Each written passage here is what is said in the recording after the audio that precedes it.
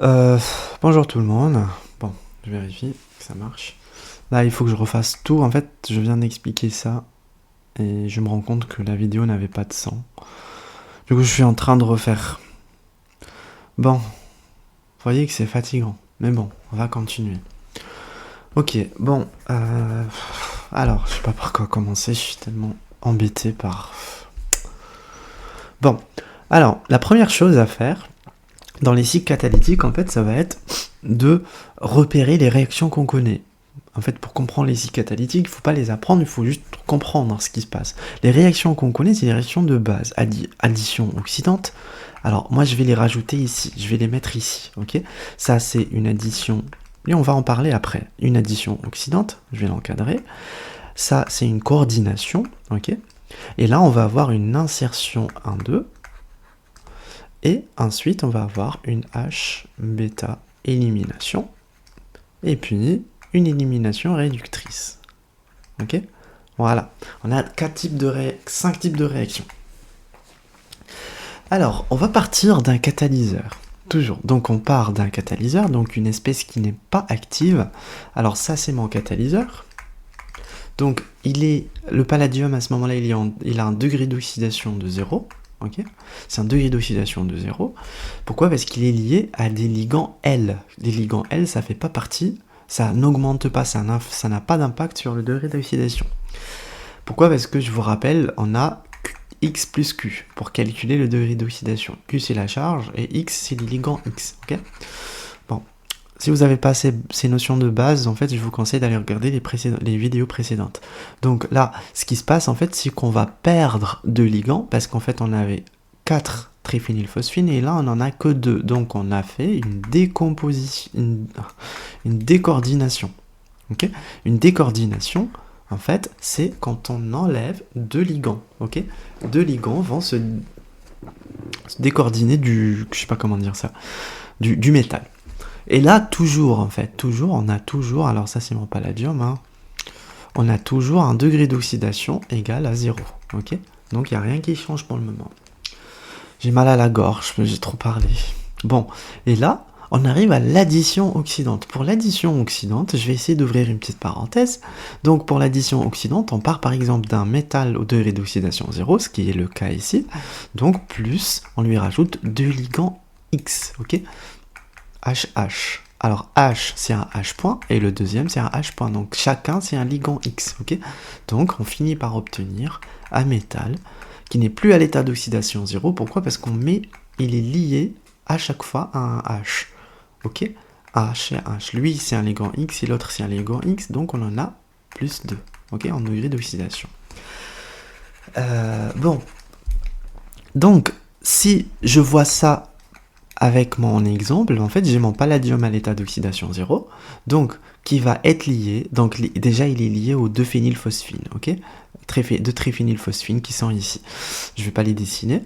Donc ensuite, moi je lui rajoute quelque chose comme ça. Alors, ce benzène qui est lié à un brome, donc un bromobenzène. Si moi je casse, donc je fais comme ça, donc j'aurai quoi? Si par exemple je casse ici, rappelez-vous, il n'y a que des hydrogènes un peu partout ici, ok? C'est des hydrogènes. Et donc là, si j'avais un hydrogène, donc c'est quelque chose de neutre, mais moi j'avais un brome. Donc j'avais un brome, c'est-à-dire il n'y avait pas d'hydrogène à la base. Si j'enlève, donc soit j'ai une charge positive, soit je me permets de rajouter un électron. Ok, donc on rajoute un électron ici, et le brome, il aura un électron ici. Et là, on arrive à former une liaison.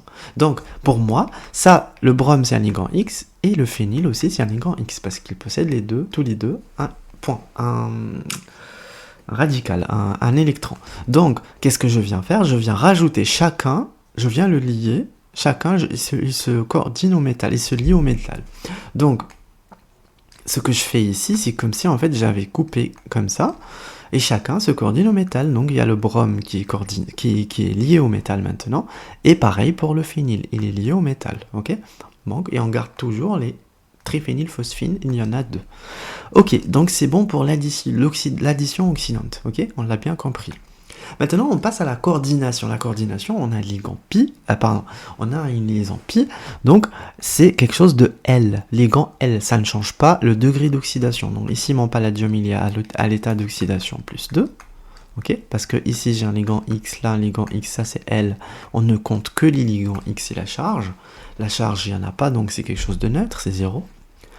Pareil ici, donc pour la coordination, donc on a lui qui va être coordonné comme ça, donc c'est pas une liaison, c'est une coordination, en fait, et on a le ligand L, il y en a 2, ça change pas de degré d'oxydation, et là on a 2X, c'est pareil pour lui, c'est un ligand L, donc ça ne changera pas le degré d'oxydation, toujours on a le degré d'oxydation de plus 2, ok.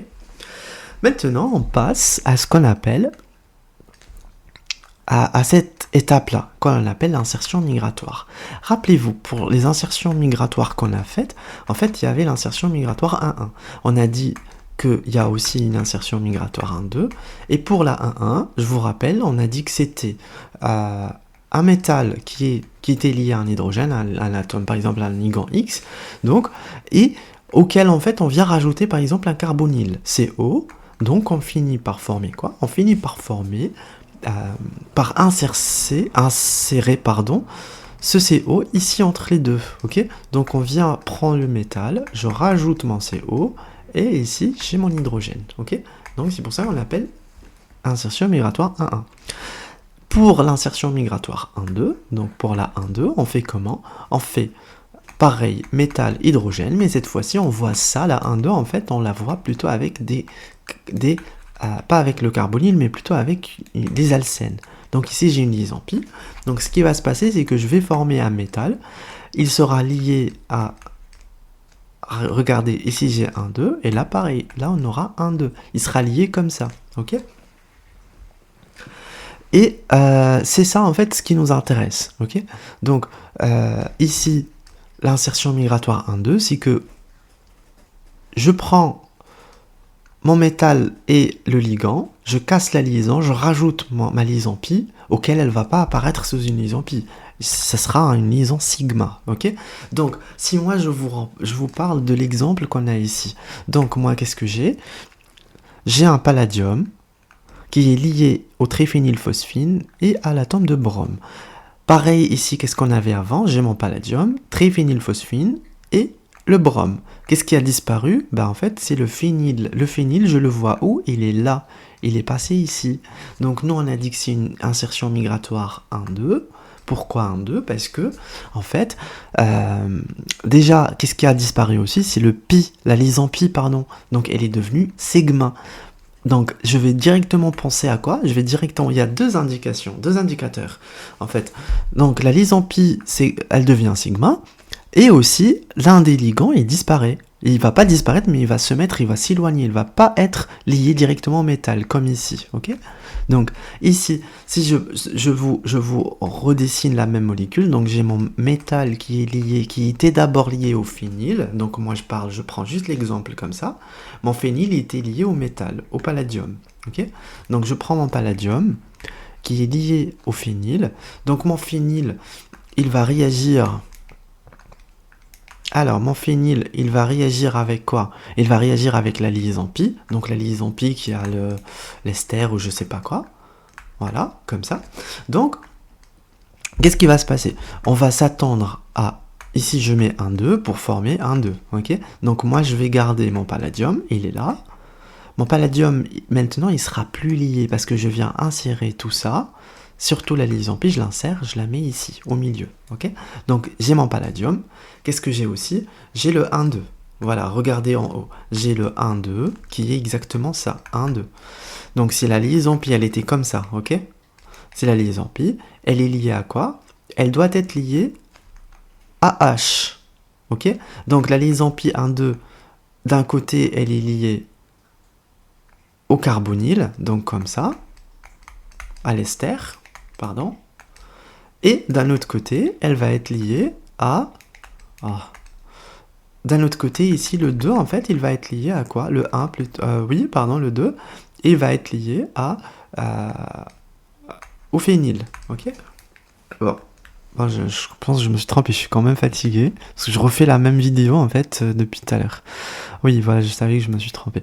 En fait, le palladium, en fait, le début, voilà, comme ça. Un, ici, je me suis trompé en décimé. Alors, le 1-2, il est là. Le 1-2, il est là. Sur le 1... Ah, pardon. En fait, sur le 1-2, là, en fait, soit je mets 1-2 ici, soit je mets comme ça, ok? 1-2. Par exemple, 1-2 sur le 1, là, je mets, par exemple, mon carbonyle, ok? Comme ça. Et sur le 2, je suis obligé de rajouter, sur le 2, donc, je suis obligé de rajouter le H. Donc, le phényl, ok? Dans ce cas-là, ok? Donc, ici, je suis obligé de rajouter mon phényl. Et donc, ça va faire la même chose, ok? Donc, ici, on aura le 1-2, voilà, ok? C'est-à-dire le 1-2 de la liaison pi qu'on avait, on enlève la liaison pi, on garde que la liaison sigma. Sur le 2, bon, j'essaye de le dessiner comme ça, 1 et le 2 ici, pour qu'on ne se trompe pas. Donc le 2, sur le 2, on a le phényl qui vient s'additionner. Et sur le 1, bah en fait, c'est le métal qui est directement lié au reste, ok? Donc le métal, il devient directement lié au reste qui est là, ok? Voilà. Désolé. Il faut que je me concentre en fait, sinon... Bon, la réaction inverse de tout ce qui est insertion migratoire, ça va être la H-bêta élimination. La H-bêta élimination, c'est-à-dire que en bêta, le carbone en bêta du métal, il possède un hydrogène, il faut l'éliminer. Ok? On va l'éliminer. Donc, moi je reprends ma molécule, c'est-à-dire ça. Là, on est là, ok? Je vais numéroter. Ça, c'est mon métal. Le premier carbone lié au métal, c'est un alpha. Et le deuxième, donc, c'est un bêta. Ok, on va pas ici. C'est pas ici. C'est pas le carbonyle. C'est 1-2, là où on avait la liaison pi tout à l'heure. Ok, c'est celui-là. Donc, en fait, ça c'est alpha et ça c'est bêta. Bon, sur l'atome bêta, sur le carbone bêta, bah en fait on a un hydrogène. Comment on va faire? En fait on va venir, je vais vous écrire le mécanisme rapidement. Ici j'ai un métal qui est lié à plusieurs ligands, voilà, ligand, et moi ce qui m'intéresse c'est ce ligand là, ok? Ce ligand là que je fais en bleu. Donc il est comme ça. Ici j'ai alpha, ici j'ai bêta, et là je peux avoir un phényl, et ici j'ai 2 hydrogènes, ok? Donc moi, il m'intéresse un seul hydrogène. Comment je fais? Le mécanisme, il est toujours pareil. On part de cette liaison, on va la casser. Donc on casse pour former une liaison pi entre alpha et bêta. Pourquoi? Parce qu'en fait, on veut reformer mon produit de départ. Vous voyez ou pas? Regardez tout ce qui est en rouge. On veut reformer, on part de là, on fait une H-bêta élimination pour reformer l'alcène. Donc, je suis obligé de partir de là pour casser, et entre alpha et bêta, donc là où j'avais une liaison pi, en fait, je vais reformer la liaison pi. C'est-à-dire, là, entre alpha et bêta, en fait, j'ai déjà une liaison pi. Ok? Il me reste quoi? Il me reste sur bêta le phényl. Donc le phényl, il est où? Il est là. Allez. Ça, c'est mon phényl. Et il va rester l'un des hydrogènes, celui-là que j'ai pas utilisé. Alors, ça, c'est mon premier produit. Ok? Mon deuxième produit, donc ou plutôt réactif, mon deuxième produit, en fait, ça va être quoi? Ça va être le départ d'hydrure. Parce que sinon, on fait un truc comme ça, une première flèche comme ça, on est obligé de faire la deuxième flèche. Donc le H- anhydrure va partir, va attaquer le métal. Donc il va venir attaquer ici le métal, on finit par obtenir un métal. Donc peu importe les ligands qu'il y a autour, en fait, essentiellement lié à un hydrogène, ok? Donc cette liaison, elle va être formée, ok? Et la liaison pi, elle se reforme aussi. Donc, moi, ici, si je reviens là, bah en fait, on va faire la même chose, mon palladium. Je viens là, je casse, et si j'ai alpha, bêta, le bêta, il est là. Hein. Oh là là. Le bêta, il est là sur le 2, donc je reforme, et puis l'hydrogène, il part sous forme d'hydrure, il attaque sur le palladium. Ok? On finit ici par former le 1-2, donc le alpha, bêta, ok? Donc on reforme la liaison pi, celle-là, ok? Et on reforme aussi, qu'est-ce qu'on forme aussi? Ben, en fait, on reforme le palladium qui est lié ici au phényl. On va en fait reformer un palladium. Donc il est lié au phényl, il reste lié ici. Donc il n'est plus lié au phényl, pardon. Mais du coup, il va être lié à l'hydrogène. Donc on va repérer ça ici. Il faut qu'on trouve un palladium lié à l'hydrogène. Là, c'est ça la H-bêta élimination. On va revoir ça ensemble. Donc, qu'est-ce que j'ai fait? Je pars de palladium, je casse la liaison et je forme entre 1 et 2 une liaison pi. Donc voilà, entre 1 et 2, là j'ai bien une liaison pi. Ok, ça c'est juste parce qu'il est dans le milieu, on fait une interaction comme ça, L. Ok, ligand L. Donc, on a cassé ici, on fait 1, 2. Ok. Et du coup, il va rester un hydrogène ici, c'est lui qui va venir attaquer le palladium. Donc on va retrouver l'hydrogène, voilà. Vous voyez l'hydrogène, on va le retrouver sur le palladium de nouveau. Ok, l'hydrogène qu'on n'avait pas ici, ici on n'avait pas d'hydrogène. On va le retrouver lié au palladium maintenant. Ok, et on finit par une élimination réductrice. Pour l'élimination réductrice, en fait, c'est l'inverse de l'oxydation. L'addition oxydante, quand on a le métal à l'état 0 qui réagit avec deux ligands X, rappelez-vous, on forme le métal qui est à la fois lié à un H et un H. Donc pour revenir en arrière, on parle de élimination réductrice, ok? Quand on revient en arrière. Donc, qu'est-ce qu'il faut faire? En fait, on va prendre ces deux hydrogènes, par exemple, ces deux ligands X, on va les lier ensemble. Et donc, on casse ici, il n'y a plus rien, ok? Donc, on aura comme ça, quelque chose comme ça. Le métal, il revient à son état de degré d'oxydation de départ. Et les deux ligands X, en fait, ils seront sous cette forme HH ou XX, voilà. Donc, moi, je vais voir ici, l'élimination réductrice, en fait. Là, avant, j'avais quoi? J'avais le brome et l'hydrogène. Donc, j'avais, pardon, le palladium qui est lié au triphényl PPH3, triphénylphosphine PPH3, des deux côtés. Et du coup,